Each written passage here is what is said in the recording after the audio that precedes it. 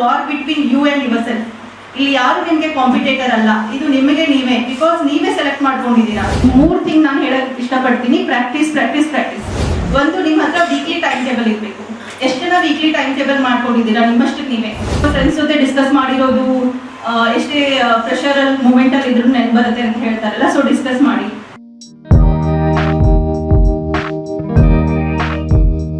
Let me introduce Deepa Prabhakar Meshale madam, Raybag ತಾಲೂಕಿನ ಚಿಂಚಲಿ ಅವರು. Environmental engineering ಅಲ್ಲಿ ಎಂಟೆಕ್ ಪದವಿಯನ್ನ ಪೂರೈಸಿದ್ದಾರೆ. ಜೊತೆಗೆ ಎನ್ವಿರಾನ್ಮೆಂಟ್ ಇಂಜಿನಿಯರಿಂಗ್ ಅಲ್ಲಿ ಫಸ್ಟ್ ರ್ಯಾಂಕ್ ಅನ್ನ ಪಡೆದಿರುವಂತಹ gold medalist Deepa madam. GATE exam ಅನ್ನ ಕ್ವಾಲಿಫೈ ಮಾಡಿದ್ದಾರೆ. 2 ಪೇಪರ್ಸ್ ಅನ್ನ ಇಂಟರ್ನ್ಯಾಷನಲ್ ಜರ್ನಲ್ಸ್ ಅಲ್ಲಿ ಪಬ್ಲಿಷ್ ಮಾಡಿದ್ದಾರೆ ವೇಸ್ಟ್ ವಾಟರ್ ಮ್ಯಾನೇಜ್ಮೆಂಟ್ ಬಗ್ಗೆ. ಜೊತೆಗೆ ಎನ್ವಿರಾನ್ಮೆಂಟಲ್ ಹೆಲ್ತ್ ಅಂಡ್ ಸೊಸೈಟಿಲಿ 1 ವರ್ಷ ಕೆಲಸ ಮಾಡಿದ್ದಾರೆ. And her experience spans with 1.5 year in project as a project engineer in Simac as water engineer. 1 ವರ್ಷ ಪ್ರಾಜೆಕ್ಟ್ ಅಸೋಸಿಯೇಟ್ ಆಗಿ ಗವರ್ನಮೆಂಟ್ ಆಫ್ ಕರ್ನಾಟಕದ ಒಂದು ಡಿಪಾರ್ಟ್ಮೆಂಟ್ ಆಫ್ ಫಾರೆಸ್ಟ್ ಒಂದು ಪ್ರಾಜೆಕ್ಟ್ ಅಲ್ಲಿ ಅವರು ಕೆಲಸ ಮಾಡಿದ್ದಾರೆ. ಅಂಡ್ KPSC ಎಷ್ಟು ಅಟೆಂಪ್ಟ್ ಅನ್ನ ಬರೀಬೇಕು, ಎಷ್ಟು ಅಟೆಂಪ್ಟ್ ಬರೆದ್ರೆ ನಾವು ಪಾಸ್ ಆಗ್ತೀವಿ ಅನ್ನೋರಿಗೆ she is the best example. Because ಅವರು ತಮ್ಮ KPSC ಎಕ್ಸಾಮ್ ಅನ್ನ ಫಸ್ಟ್ ಅಟೆಂಪ್ಟ್ ಅಲ್ಲಿ ಕ್ಲಿಯರ್ ಮಾಡಿದ್ದಾರೆ with 30%. And Deepa ma'am is currently undergoing training as a national in Hubli. So we are very glad, we are very blessed to have Deepa ma'am with us. Ma'am, the stage is yours. ಎಲ್ಲರಿಗೂ ಚಪ್ಪಾಳೆ ಹೊಡೋದ್ರಲ್ಲ, first ಒಂದ್ಸಲ ನಿಮ್ಗೋಸ್ಕರ ಚಪ್ಪಾಳೆ ಹೊಡ್ಕೊಳ್ಳಿ. ಈ ಪಾತ್ನ choose ಮಾಡ್ಕೊಂಡಿರೋದು ನನ್ಗನ್ಸಿರೋ ಪ್ರಕಾರ ನನ್ನ profile ನೋಡಿದ್ರೆ ಗೊತ್ತಾಯ್ತು. ಬಿಕಾಸ್ ನಾನು ಸ್ಟ್ರೇಟ್ ಆಗಿ ಈ ದಾರಿಗೆ ಬರಲಿಲ್ಲ. MTech ಮಾಡ್ಕೊಂಡೆ, ಡಿಗ್ರಿ ಮುಗಿಸಿದ ತಕ್ಷಣ ಆಮೇಲೆ 3-4 ವರ್ಷ ಜಾಬ್ ಮಾಡಿದೆ. ಜಾಬ್ ಮಾಡಿದ್ಮೇಲೆ ನಾನು ಇದನ್ನ ಚೂಸ್ ಮಾಡ್ಕೊಂಡಿರೋದು. ಬಟ್ ನೀವೆಲ್ಲ ಹೆಂಗಂದ್ರೆ ಡೈರೆಕ್ಟ್ ಡಿಗ್ರಿ ಮುಗಿದ ತಕ್ಷಣ ಇದಕ್ಕೆ ಬಂದಿದ್ದೀರಾ. ಈ ದಾರಿ ನಾನು ಯಾಕೆ ಚಪ್ಪಾಳೆ ಹೊಡೆಯೋಕೆ ಹೇಳಿದೆ ಅಂದರೆ, ನನ್ನ ಪ್ರಕಾರ ನಾನು ಇಷ್ಟು ಜರ್ನಿಯಲ್ಲಿ ಈ ದಾರಿ ನನಗೆ ತುಂಬ ಕಷ್ಟಕರ ಅನಿಸಿತು. ಬಿಕಾಸ್ ಕಾಂಪಿಟೇಟಿವ್ ಫೀಲ್ಡ್ ಆ ಥರ ಇದೆ. ನಾನು ಚೆನ್ನಾಗಿ ಜಾಬ್ ಮಾಡ್ತಿದ್ದೆ, ಎಲ್ಲ ಚೆನ್ನಾಗಿತ್ತು. ಬಟ್ ಈ ದಾರಿ ಚೂಸ್ ಮಾಡ್ಕೊಂಡಾಗ ನನಗೆ ಅನಿಸಿತು, this is a war between you and yourself. ಇಲ್ಲಿ ಯಾರು ನಿಮಗೆ ಕಾಂಪಿಟೇಟರ್ ಅಲ್ಲ, ಇದು ನಿಮಗೆ ನೀವೇ, ಬಿಕಾಸ್ ನೀವೇ ಸೆಲೆಕ್ಟ್ ಮಾಡ್ಕೊಂಡಿದ್ದೀರಾ. ನಿಮ್ಗೆ ಯಾರಾದ್ರೂ ಮನೇಲಿ ಫೋರ್ಸ್ ಮಾಡಿದ್ರಾ ಇದನ್ನೇ ತಗೊಳ್ಳಿ ಹಿಂಗೆ ಮಾಡಿ ಅಂತ? ಯಾರು ಮಾಡಿರಲ್ಲ, ನೀವು ಚೂಸ್ ಮಾಡಿದ್ದೀರಾ. So you have to fight and win. ಅದೇ ಇಲ್ಲಿ ಇರೋದು ಒಂದು ಮೇನ್ ಇದು ಚಾಲೆಂಜಿಂಗ್ ಟಾಸ್ಕ್ ಅಂದರೆ. So preparation strategy already Anuradha madam ಮತ್ತು ಅಕ್ಷತಾ ಮೇಡಮ್ ಅವರು ಹೇಳಿದ್ದಾರೆ.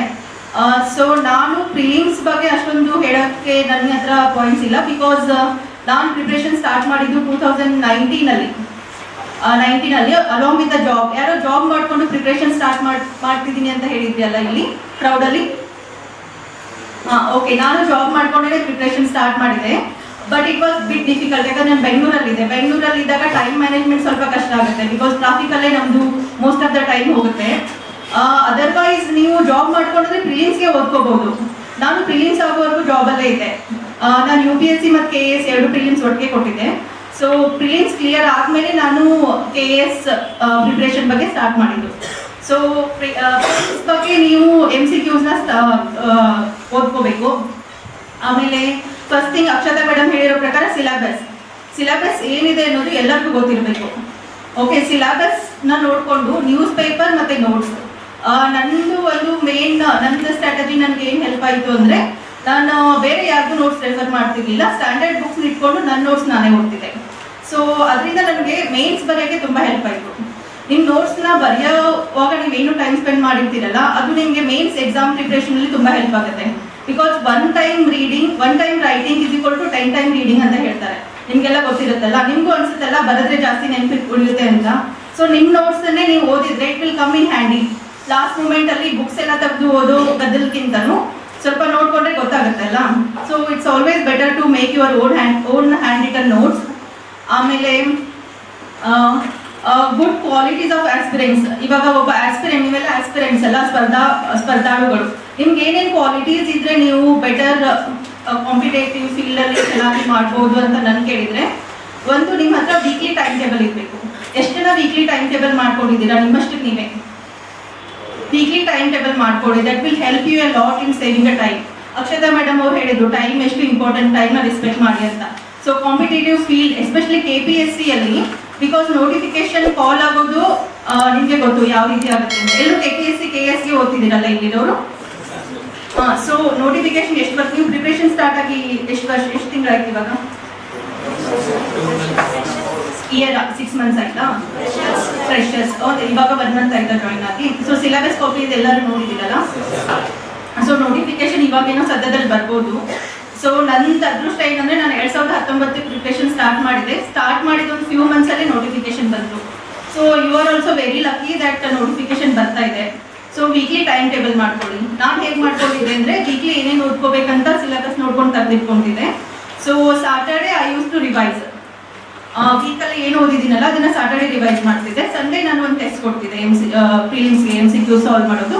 ಆಮೇಲೆ ಎಸ್ಸೆ ನಾವು ಯಾವ ರೀತಿ ಇಟ್ಕೊಂತೀವಿ ಅಂದ್ರೆ ಪ್ರಿಲಿಮ್ಸ್ ಕ್ಲಿಯರ್ ಆದ್ಮೇಲೆ ಎಸ್ಸೆ ಬರೆಯೋಣ, ಎಥಿಕ್ಸ್ ಆವಾಗ ಓದ್ಕೊಳ್ಳೋಣ ಅಂತ. ಸೊ ಆ ರೀತಿ ಮಾಡ್ಕೊಂಡ್ರೆ ಲಾಸ್ಟ್ ಅಲ್ಲಿ ನನಗೆ ಜನರಲ್ ಸ್ಟಡೀಸ್ ಓದೋದೇ ಕಷ್ಟ ಆಗಿರುತ್ತೆ. ಎಸ್ಸೆ ಎಥಿಕ್ಸ್ ಮೇಲೆ ಕಾನ್ಸಂಟ್ರೇಟ್ ಮಾಡಲ್ಲ. ಸೊ ಹಂಗಾಗಿ ನಿಮ್ದು ಸ್ಕೋರ್ ಕಡಿಮೆ ಬರುತ್ತೆ ಮೇನ್ಸಲ್ಲಿ.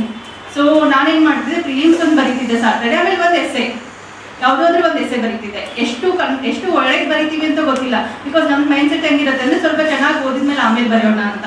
ಸೊ ಅದು ಯಾವಾಗೂ ಆಗಂಗಿಲ್ಲ because syllabus is very fast. So ಎಲ್ಲ ಕಂಪ್ಲೀಟ್ ಆದಮೇಲೆ ನಾನು ಬರೆಯೋಕ್ಕೆ ಸ್ಟಾರ್ಟ್ ಮಾಡ್ತೀನಿ ಅಂದರೆ that is never going to happen. ಎಲ್ಲ ಯಾವಾಗಲೂ ಕಂಪ್ಲೀಟ್ ಆಗೋದೇ ಇಲ್ಲ. ಸೊ ನಿಮಗೆ ಎಷ್ಟು ಗೊತ್ತಿದೆ ನಾಲೆಜ್ನ ಅದನ್ನು ಕನ್ಸೈಸ್ ಆಗಿ ಯಾವ ರೀತಿ ರೀಪ್ರೆಸೆಂಟ್ ಮಾಡ್ತೀರಾ. So start doing your essay from the day 1 only. ಇವಾಗಲೇ ಎಕ್ಸಾಮ್ ಮೈಂಡ್ ಸೆಟ್, ನನ್ನ ಪ್ರಿಲಿಮ್ಸ್ ಕ್ಲಿಯರ್ ಆಗಿದೆ ಅನ್ನೋ ಮೈಂಡ್ ಸೆಟ್ಟಿಂದ ಪ್ರಿಪ್ರೇಷನ್ ಸ್ಟಾರ್ಟ್ ಆಗಬೇಕು. ಸೊ ಎಸ್ಸೆ ಬರೀಬೇಕು ವಾರಕ್ಕೊಂದ್ಸಲ. ಆಮೇಲೆ MCQsನ ಎಷ್ಟು ಪ್ರಾಕ್ಟೀಸ್ ಮಾಡ್ತೀರಲ್ಲ that will going to help you in prelims. ಇಲ್ಲಾಂದ್ರೆ ನಿಮ್ಗೆ ಹೆಂಗಾಗುತ್ತೆ ಅಂದರೆ ನಿಮ್ಗೆ ಎಷ್ಟೊಂದು ವಿಷಯಗಳು ನೀವು ಓದಿರ್ತೀರಾ, ಎಲ್ಲರೂ ಓದಕ್ಕೆ ಬಂದಿರ್ತೀರಾ ಅಂದರೆ ಆಬ್ವಿಯಸ್ಲಿ ಓದಿರ್ತೀರಾ. ಬಟ್ ಎಕ್ಸಾಮಲ್ಲಿ ಕುಂತಾಗ ನೀವು 50-50 ಎರಡು ಆಪ್ಷನಲ್ಲಿ ನಿಮಗೆ ಕನ್ಫ್ಯೂಷನ್ ಜಾಸ್ತಿ ಸ್ಟಾರ್ಟ್ ಆಗುತ್ತೆ. ಸೊ ಹಂಗಾಗ್ತಿರ್ಬೇಕಾದ್ರೆ ನೀವು ಒಂದ್ಸಲ ತಪ್ಪು ಮಾಡಿದರೆ ಲೈಕ್ ಟೆಸ್ಟ್ ಸೀರೀಸಲ್ಲಿ ಎಲ್ಲಾದರೂ ಅದು ನಿಮಗೆ ಬಂದು ಓದಿದ್ಮೇಲೆ ನಿಮಗೆ ಅದು ನೆನ್ಪುಳಿಯುತ್ತೆ. ಸೊ ಆ 50-50 ಆಪ್ಷನಲ್ಲಿ ಇದೆಯಲ್ಲ, ಸೊ ಅದ್ರಲ್ಲಿ ಕರೆಕ್ಟ್ ಇದು ಅಂತ ಗೊತ್ತಾಗುತ್ತೆ. ಸೊ ಅದೇ ಕ್ವಶನ್ ಏನು ಬರಂಗಿಲ್ಲ ನಿಮಗೆ KSC ಪ್ರಿಲಿಮ್ಸಲ್ಲಿ, but that is going to help you in like practice makes man perfect ಅಂತಾರಲ್ಲ. ಸೊ ಆ ರೀತಿ ಪ್ರಿಪ್ರೇಷನಲ್ಲಿ ನಿಮ್ಗೆ ಪ್ರಾಕ್ಟೀಸ್ ತುಂಬ ಇಂಪಾರ್ಟೆಂಟ್ ಆಗುತ್ತೆ. ಆಮೇಲೆ ನಿಮ್ಮದೇ ಒಂದು ಪಿಯರ್ ಗ್ರೂಪ್ ಮಾಡ್ಕೊಳ್ಳಿ. ಅಂದರೆ ಲೈಕ್ ಮೈಂಡೆಡ್, ಅನುರಾಧ ಮ್ಯಾಮ್ ಅದನ್ನೇ ಹೇಳಿದ್ರು, ಲೈಕ್ ಮೈಂಡೆಡ್ ಪೀಪಲ್ನ ಒಂದು ಸಣ್ಣ ಗ್ರೂಪ್ ಮಾಡಿಕೊಂಡು ವೀಕ್ಲಿ ಏನು ಓದಿದ್ರಿ ಅಂತ ಡಿಸ್ಕಸ್ ಮಾಡಿ. ಬಿಕಾಸ್ ಫ್ರೆಂಡ್ಸ್ ಜೊತೆ ಡಿಸ್ಕಸ್ ಮಾಡಿರೋದು ಎಷ್ಟೇ ಪ್ರೆಷರಲ್ಲಿ ಮೂಮೆಂಟಲ್ಲಿ ಇದ್ರೂ ನೆನ್ಪು ಬರುತ್ತೆ ಅಂತ ಹೇಳ್ತಾರಲ್ಲ. ಸೊ ಡಿಸ್ಕಸ್ ಮಾಡಿ. ಆಮೇಲೆ ಸಿಲೆಬಸ್ ಅಂತೂ ಹೇಳಿದ್ರು, ಸಿಲೆಬಸ್ ಬಗ್ಗೆ ಯಾವ ರೀತಿ ಇದು ಮಾಡ್ಕೋಬೇಕಂತ. ಮತ್ತೆ ಯಾವ ಪಾಯಿಂಟ್ ಬಗ್ಗೆ ಹೇಳಬೇಕು ಅಂದರೆ ನ್ಯೂಸ್ ಪೇಪರ್ ಎಲ್ಲರೂ ಓದ್ತಿದ್ದೀರಲ್ಲ, ನ್ಯೂಸ್ ಪೇಪರ್ ಅಲ್ಲಿ ಕರೆಂಟ್ ಅಫೇರ್ಸ್ ಎಲ್ಲ ಬಂದಿರುತ್ತಲ್ಲ. ಇವಾಗ ಒಂದೇ ಒಂದು ಫ್ಯಾಕ್ಟ್ ಕೊಟ್ಟಿರ್ತಾರೆ. ಇವಾಗ micro and small medium industries ಬಗ್ಗೆ ಏನೋ ಕೊಟ್ಟಿದ್ದಾರೆ ಅನ್ಕೊಳ್ಳಿ. ಸೊ ಅದನ್ನ ನೋಡಿದ ತಕ್ಷಣ ಬ್ಯಾಕ್ ರೀಡಿಂಗ್ ಮಾಡ್ಕೊಳ್ಳಿ. ಸೊ ಏನಿದು ಮೈಕ್ರೋ ಅಂಡ್ ಸ್ಮಾಲ್ ಇಂಡಸ್ಟ್ರೀಸ್ ಅಂದ್ರೆ ಎಷ್ಟು GDPಗೆ ಕಾಂಟ್ರಿಬ್ಯೂಟ್ ಮಾಡುತ್ತೆ, ಯಾವ್ಯಾವ ಸೆಕ್ಟರ್ಸ್ ಇದ್ರಲ್ಲಿ ಬರುತ್ತೆ ಅಂದ್ರೆ ಇವಾಗ ಒಂದೇನು ವರ್ಡ್. ಯಾಕಂದ್ರೆ ನ್ಯೂಸ್ ಪೇಪರ್ ಅಲ್ಲಿ ಕಂಪ್ಲೀಟ್ ನಿಮ್ಗೆ ಏನೇನು ಓದ್ಬೇಕು ಅಂತ ಸಿಲೆಬಸ್ಗೆ ಮ್ಯಾಚ್ ಮಾಡಿ ಕೊಟ್ಟಿರೋದಿಲ್ಲ. ನ್ಯೂಸ್ ಪೇಪರ್ ಓದೋದು ಏನ್ ಮಹತ್ವ ಅಂದ್ರೆ ನಮಗೆ ಕರೆಂಟ್ ಅಫೇರ್ಸ್ಗೆ ಅಲ್ಲಿರೋ ಪ್ರತಿಯೊಂದು ವರ್ಡ್ಸ್ ಬಂದಿರುತ್ತಲ್ಲ, ಇಂಪಾರ್ಟೆಂಟ್ ವರ್ಡ್ಸ್, ಅದು ನಮ್ಮ ಸಿಲೆಬಸ್ ಅಲ್ಲಿ ಎಲ್ಲಿ ಲೈನ್ ಆಗುತ್ತೆ ಅಂತ ನೋಡ್ಕೊಂಡು ಅದ್ರ ಬಗ್ಗೆ ನಾವು ಸ್ವಲ್ಪ ಬ್ಯಾಕ್ ಸ್ಟಡಿ ಮಾಡಬೇಕು, ರಿವರ್ಸ್ ಹೋಗ್ಬೇಕು. ಇವಾಗ ಒಂದು ವರ್ಡ್ ಬಂದ್ರೆ ಇವಾಗ ವೇದಿಕ್ ಏಜ್ ಏನೋ ಒಂದು ಆರ್ಟಿಕಲ್ ಬಂದಿತ್ತು ಅನ್ಕೊಳ್ಳಿ ಸಂಡೇ ನ್ಯೂಸ್ ಪೇಪರ್ ಅಲ್ಲಿ. ಸೊ ವೇದಿಕ್ ಏಜ್ ಅಂದ್ರೆ ಏನು, ಅದರಲ್ಲಿ ಏನೇನಾಗಿತ್ತು, ಹೆಂಗೆ ಏನೇನು ನಮಗೆ ಸಿಲೆಬಸ್ಗೆ ಇಂಪಾರ್ಟೆಂಟ್ ಇದೆ, ಆ ರೀತಿ ಎಲ್ಲ ನೋಟ್ಸ್ ಮಾಡ್ಕೊಳ್ಳಿ. ಆಮೇಲೆ ಮತ್ತೆ ಇನ್ನೊಂದು ಏನಂದ್ರೆ ನಿಮ್ದು ಸೋರ್ಸ್ನ ತುಂಬಾ ಲಾಜಿಕಲ್ ಆಗಿ ಚೂಸ್ ಮಾಡ್ಕೊಳ್ಳಿ. ಬಿಕಾಸ್ ಇವಾಗ ಆನ್ಲೈನ್ ಸೋರ್ಸಸ್ ತುಂಬಾ ಇದೆ. ಆಮೇಲೆ everything is available on your finger tip. So ನೀವು ಯಾವ ನೋಟ್ಸ್ ಅನ್ನ ಓದ್ತಿದ್ದೀರಾ, is it correct, is it logical ಅಂದ್ರೆ ರೈಟ್ ಪಾತ್ ಅಲ್ಲಿ ಇದ್ದೀರಾ ಅಂತ ನೋಡ್ಕೊಳ್ಳಿ. ಯಾಕಂದ್ರೆ ತುಂಬಾ ಜನ ಓದ್ತಿರ್ತೀರಾ, ಏನೋ ರಾಂಗ್ ಸೋರ್ಸ್ನ ಓದ್ತಿರ್ತೀರಾ, ಬಟ್ ಅದೇ ಎಕ್ಸಾಮ್ ಅಲ್ಲಿ ಬರಲ್ಲ. ನೀವು ಓದಿರ್ತೀರಾ, ನಿಮ್ ಟೈಮ್ ಹೋಗಿರುತ್ತೆ, ಬಟ್ ಅದು ಎಕ್ಸಾಮ್ ಅಲ್ಲಿ ಬರಲ್ಲ. ಸೊ ಅದಕ್ಕೆ ನಿಮ್ ಸೋರ್ಸ್ನ ಕರೆಕ್ಟ್ ಆಗಿ ಚೂಸ್ ಮಾಡ್ಕೊಳ್ಳಿ. ಸೊ ಜನರಲಿ ಎಲ್ಲರಿಗೂ ಗೊತ್ತಿರುತ್ತೆ ಏನೇನು ಓದಬೇಕು ಏನೇನಿಲ್ಲ ಅಂತ. ಸೊ ಯಾವ ಅದನ್ನ ಓದ್ತಿದ್ದೀರಾ, ಕರೆಂಟ್ ಅಫೇರ್ಸ್ ಬಗ್ಗೆ ಏನು ರೆಫರ್ ಮಾಡ್ತಿದ್ದೀರಾ ಅದೊಂದು ಚೆನ್ನಾಗಿ ನೋಡ್ಕೊಂಡು ಚೂಸ್ ಮಾಡ್ಕೊಳ್ಳಿ. ಆಮೇಲೆ ನಾನು ಒಂದು ಫ್ಯಾಕ್ಟ್ ಬುಕ್ ಅಂತ ರೆಡಿ ಮಾಡ್ಕೊಂಡಿದ್ದೆ. ಫಾರ್ ಎಕ್ಸಾಂಪಲ್ ನಮಗೆ ಮಾಡರ್ನ್ ಇಂಡಿಯನ್ ಹಿಸ್ಟ್ರಿಯಲ್ಲಿ ಅಕ್ಷತಾ ಮೇಡಮ್ ಹೇಳಿರೋ ಪ್ರಕಾರ ನ್ಯೂಸ್ ಪೇಪರ್ಸ್ ತುಂಬಾ ಬಂತು, ಸ್ವದೇಶಿ ಮೂವ್ಮೆಂಟ್ ಅಲ್ಲಿ, ಆಮೇಲೆ ಫ್ರೀಡಮ್ ಮೂವ್ಮೆಂಟ್ ಅಲ್ಲಿ. ಸೊ ಆಮೇಲೆ ಆರ್ಗನೈಸೇಷನ್ಸ್ ತುಂಬಾ ಬಂದು ಅವಾಗ ಅದನ್ನ ಯಾರು ಸ್ಟಾರ್ಟ್ ಮಾಡಿದ್ರು, ಅದ್ರದ್ದು ಮೋಟೋ ಏನಿತ್ತು, ಆ ರೀತಿ ಅಂದ್ರೆ ಒಂದೊಂದೊಂದು ಫ್ಯಾಕ್ಟ್ ಬುಕ್. ಆಮೇಲೆ every now and then conferences ಆಗುತ್ತೆ. ಆ ಕಾನ್ಫರೆನ್ಸ್ ಥೀಮ್ ಏನಿತ್ತು, ವಾಟರ್ ಡೇ ಇರುತ್ತೆ, ವಾಟರ್ ಡೇ ಥೀಮ್ ಏನಿತ್ತು. ಸೊ ಆ ರೀತಿ ಒಂದು ಫ್ಯಾಕ್ಟ್ ಬುಕ್ ಮಾಡ್ಕೊಂಡ್ರೆ ನೀವು ವಾರದಲ್ಲಿ ಒಂದು ದಿನ ರಿವೈಸ್ ಮಾಡ್ಕೊಂಡ್ರೆ that is going to help you in ಫಿಲಿಮ್ಸ್ಗೆ ತುಂಬಾ ಯೂಸ್ ಆಗುತ್ತೆ. ಬಿಕಾಸ್ ಅದರಲ್ಲಿ ಹಾರ್ಡ್ಲಿ ಒಂದು 5 ಕ್ವಶನ್ಸ್ ಬಂದ್ರು will be in a better edge to score a more marks ಅಲ್ವಾ. ಸೊ ಆ ರೀತಿ ನಾನೊಂದು ಮಾಡ್ಕೊಂಡಿದ್ದೆ. ಸೊ ಆ ರೀತಿ ಮಾಡ್ಕೊಂಡ್ರು ಯೂಸ್ ಆಗುತ್ತೆ. ಆಮೇಲೆ ಮತ್ತೆ ನಿಮ್ಗೆ ಗೊತ್ತಿರೋ ನಾಲೆಜ್ನ ಇವಾಗ ಆಲ್ರೆಡಿ ಓದಿರ್ತೀರಾ ನೀವು. ಇವಾಗ ವಿಜಯನಗರ ಎಂಪೈರ್ ಬಗ್ಗೆ ಎಲ್ಲರೂ ಓದಿರ್ತೀರಾ. ಸೊ ಯಾರ್ಯಾರು ಕಿಂಗ್ ಬಂದ್ರು, ಪ್ರೌಢದೇವರಾಯ ಏನ್ ಮಾಡಿದ್ರು, ಕೃಷ್ಣದೇವರಾಯ ಏನ್ ಮಾಡಿದ್ರು, ಅದ್ರ ಬಗ್ಗೆ ಎಲ್ಲರೂ ಓದಿರ್ತೀರಾ. ಬಟ್ ಕ್ವಶನ್ ಏನ್ ಬರುತ್ತೆ, ವಿಜಯನಗರ ಸಾಮ್ರಾಜ್ಯದ್ದು ಆರ್ಟ್ ಅಂಡ್ ಕಲ್ಚರ್ ಬಗ್ಗೆ ಬರೀರಿ ಅಂತ ಬರುತ್ತೆ, ಯಾವ್ಯಾವ ರೀತಿ ಟೆಂಪಲ್ಸ್ ಕಟ್ಸಿದ್ರು ಅಂತ. ನೀವು ಅದ್ರ ಬಗ್ಗೆ ಓದಿರಲಿಲ್ಲ. ಬಟ್ ಕಿಂಗ್ ಬಗ್ಗೆ ಓದ್ತಿರ್ಬೇಕಾದ್ರೆ ಅವ್ರು ಸ್ವಲ್ಪ ಸ್ವಲ್ಪ ಕಾಂಟ್ರಿಬ್ಯೂಷನ್ ಓದಿರ್ತೀರಲ್ಲ. ಸೊ ಗೊತ್ತಿರೋ ನಾಲೆಜ್ ಇಂದೇ ನೀವು ಈ ಆನ್ಸರ್ಗಳು ಯೂಸ್ ಮಾಡ್ಕೋಬಹುದು. ಇವ್ರ ಕಾಲದಲ್ಲಿ ಈ ದೇವಸ್ಥಾನ ಕಟ್ಟಿದ್ರು, ಈ ಇದ್ರಲ್ಲಿದೆ ಅಂತ. ಆಮೇಲೆ ಫಾರ್ ಎಕ್ಸಾಂಪಲ್ ನಾನು MSME ಹೇಳಿದೆ. MSME ಅಲ್ಲಿ 40% ಶೇರ್ GDP ಕೊಡುತ್ತೆ ಅದರಲ್ಲಿ. ಆಮೇಲೆ ಅನ್ಆರ್ಗನೈಸ್ ಸೆಕ್ಟರ್ಸ್ ಜಾಸ್ತಿ ಇದೆ ಅಂತ ನಿಮ್ಗೆ ಗೊತ್ತಿರುತ್ತೆ ಆಲ್ರೆಡಿ ಫ್ಯಾಕ್ಟ್. ಬಟ್ ಕ್ವಶನ್ ಯಾವ ರೀತಿ ಬರುತ್ತೆ, ನೀವು GDP ಇಂಪ್ರೂವ್ ಮಾಡ್ಬೇಕಂದ್ರೆ ಏನ್ ಮಾಡ್ಬೇಕು ಅಂತ ಬರುತ್ತೆ. ದೇಶದ GDP ಇಂಪ್ರೂವ್ ಮಾಡ್ಬೇಕಂದ್ರೆ ಏನ್ ಮಾಡ್ಬೇಕು ಅಂತ ಬರುತ್ತೆ.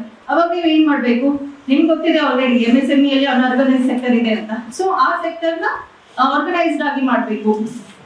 ಅಂದ್ರೆ ನಿಮ್ಗೆ ಗೊತ್ತಿರೋ ನಾಲೆಜ್ ನ ನೀವು ಟ್ರೀಟ್ ಮಾಡಿ ಬರಿಬೇಕು. ಇವಾಗ ಕ್ವಶನ್ ಡಿಮಾಂಡ್ ಏನಿರುತ್ತಲ್ಲ ಆ ಡಿಮಾಂಡ್ ಪ್ರಕಾರ ನೀವು ಆನ್ಸರ್ ಬರಿಬೇಕು. ಸೊ ಎಲ್ಲರೂ ಓದಿರ್ತೀರಾ, ಬಟ್ ಅದನ್ನ ಕನ್ಸೈಸ್ ಮಾಡ್ಕೊಳ್ಳಿ. ಆಮೇಲೆ ಪ್ರಾಕ್ಟೀಸ್ ಮಾಡ್ಕೊಳ್ಳಿ. 3 ಥಿಂಗ್ ನಾನು ಹೇಳಕ್ ಇಷ್ಟಪಡ್ತೀನಿ. Practice practice practice. ಮೇನ್ಸ್ಗಂತೂ ಪ್ರಾಕ್ಟೀಸ್ ಬೇಕು. ನಿಮ್ಗೆ ಎಷ್ಟೇ ಓದಿದ್ರು ನೀವು ಅಲ್ಲಿಗೆ ಹೋಗಿ ಥಿಂಕ್ ಮಾಡೋಷ್ಟು ಟೈಮ್ ಇರಲ್ಲ. Because you have to cover lot of things. ಆಮೇಲೆ ಮೇನ್ ಥಿಂಗ್ ಅಂದ್ರೆ ಇಲ್ಲಿ ನೀವು ಓದ್ತಿರ್ತೀರಲ್ಲ, ಈ ರೀತಿ ಎನ್ವೈರನ್ಮೆಂಟ್ ಆಗ್ಲಿ, ಫೆಸಿಲಿಟಿ ಆಗ್ಲಿ ಎಕ್ಸಾಮ್ ಸೆಂಟರ್ ಅಲ್ಲಿ ಇರಲ್ಲ.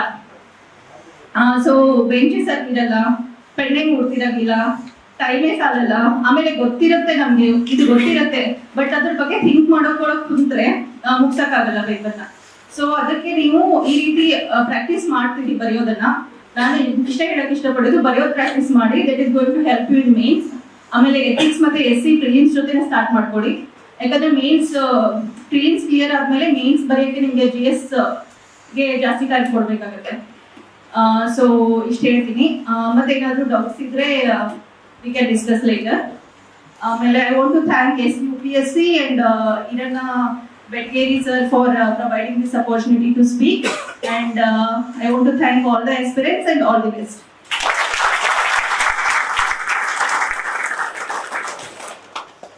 Thank you so much, ma'am, for your enlightening guidance to our aspirants. So as a media person, ನಾನು ಮಾಧ್ಯಮದವಳಾಗಿರೋದ್ರಿಂದ ನ್ಯೂಸ್ ಪೇಪರ್ ತುಂಬಾನೇ ಇಂಪಾರ್ಟೆಂಟ್ ರೋಲ್ ಪ್ಲೇ ಆಗುತ್ತೆ ಅಲ್ವಾ ಪ್ರಿಪರೇಷನ್ ಅಲ್ಲಿ. ಎಸ್, ನೀವು ಕರೆಂಟ್ ಅಫೇರ್ಸ್ ಜೊತೆಗೇನೆ ಸಂಪಾದಕೀಯನ ತುಂಬಾ ಓದ್ತಾ ಇರ್ತೀರಾ. ಕೀಪ್ ಅ ಟ್ರ್ಯಾಕ್ ಆಫ್ ಸಂಪಾದಕೀಯ. ನೀವು ಎಷ್ಟೇ ದಿನ ಯಾವುದೇ ಒಂದು ಮ್ಯಾಮ್ ಹೇಳ್ತಾ ಇದ್ರಿ ಯಾವ್ದಾದ್ರು ಒಂದು ಟಾಪಿಕ್ ಬಗ್ಗೆ ಹೇಳಿದ್ರೆ ಅದರ ಬ್ಯಾಕ್ ಗ್ರೌಂಡ್ ಸ್ಟಡಿ ಮಾಡಿ ಅಂತ. ಬಿಕಾಸ್ ನ್ಯೂಸ್ ಪೇಪರ್ ಯಾವಾಗ್ಲೂ ಕೂಡ ನಾವು ಫಾಲೋ ಅಪ್ಸ್ ಅನ್ನ ಮಾಡ್ತಾ ಇರ್ತೀವಿ. ಸೊ ನಾವು ಕೊಡುವಂತಹ ಫಾಲೋ ಅಪ್ಸ್ ನಿಮಗೆ ನಿಮ್ಮ ಸಿಲೆಬಸ್ ಲೆವೆಲ್ಗೆ ಇರ್ಲಿಲ್ಲ ಅಂತಂದ್ರೂ ಕೂಡ ನಾವು ಬರೆಯುವಂತಹ ಕಂಟೆಂಟ್ ಏನಿರುತ್ತೆ, ಆ ಪತ್ರಿಕೆಗಳು ಕೊಡುವಂತಹ ಸಂಪಾದಕೀಯ ನಿಮ್ಗೆ ಡೆಫಿನೆಟ್ಲಿ ನಿಮ್ಮ ಪ್ರಿಪರೇಷನ್ ಅಲ್ಲಿ ತುಂಬಾ ಇಂಪಾರ್ಟೆಂಟ್ ಆಗಿರುತ್ತೆ ಅಂತ.